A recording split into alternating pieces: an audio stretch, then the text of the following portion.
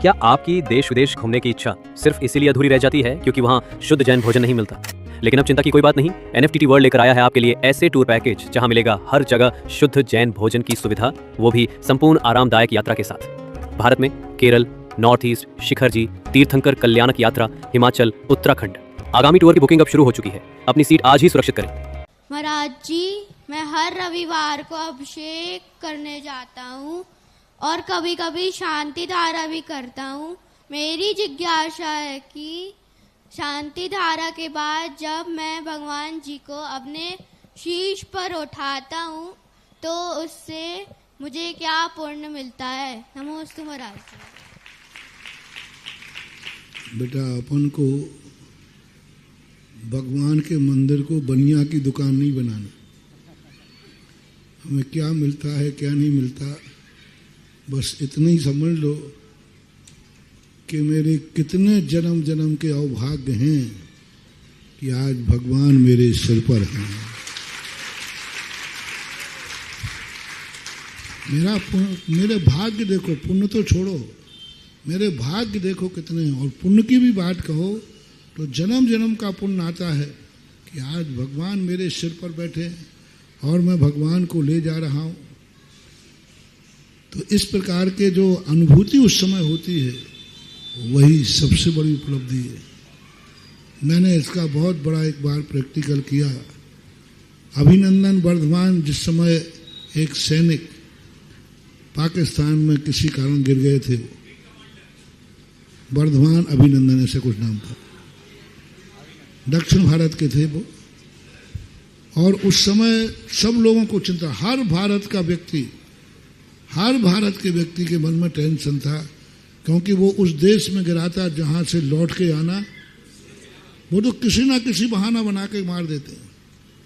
सब लोगों ने मेरे पास, महाराज जी वो बचेगा कि नहीं। मैंने शांति धारा कराई, फिर भी मैं निश्चिंत नहीं हो पाया। फिर मुझे पता चला कि उसके संस्थान में उनका कोई कजन भतीजा था, उस संस्थान में पढ़ता था। जब उस संस्थान के समाचार आए कि महाराज जी मेरे अंकल हैं, कोई कुटुंबी, उनके वो मेरे हैं और मेरे भावना है कि आप उनको शांति धारा करा दीजिए। तो जब मुझे संस्थान में उनका रिलेशन से पता चला तो मैंने उस बच्चे से कहा कि तुम उनका कोई फोटो मंगा सकते हो क्या? तो बोले मंगा दूंगा। और उसने जो फोटो मंगा करके मुझे दी, काकताली न्याय से वह फोटो आई जिस पे वो भगवान अपने सिर पर रखे हुए,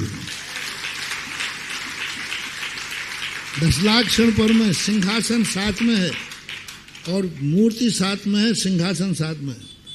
बस उस फोटो को मैंने 2 मिनट ध्यान किया और मैंने कहा जिसके ऊपर भगवान बैठे हैं उसका सिर नहीं कट सकता। उस दिन मैंने प्रवचन में दिया, वो फोटो मैंने प्रवचन में सबको दिखाई। मैंने कहा देखो ये फोटो भगवान बैठे हैं और मेरा विश्वास है कि इस व्यक्ति का कुछ नहीं बिगड़ेगा क्योंकि इसने कभी भगवान को उठाया। बस वो मेरा विश्वास था, आस्था थी।